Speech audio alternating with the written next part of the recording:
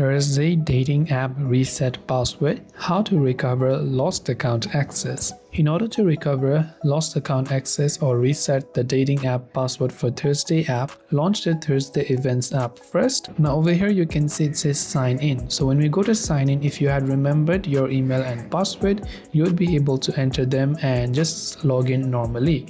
But since we are trying to reset our password, right over here you can see this option called forgot password right here, or reset your password to sign in. So what you want to do is tap on forgot password option. Now on this page, just enter the email address that was associated with your Thursday account, then tap on send reset link.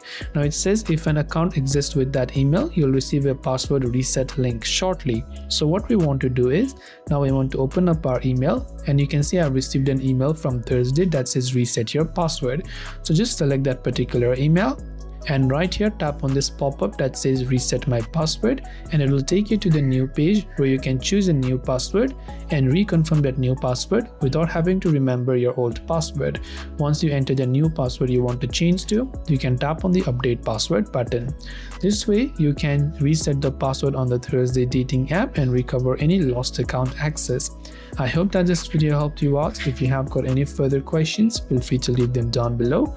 As always, thank you for watching and see you soon in the next video.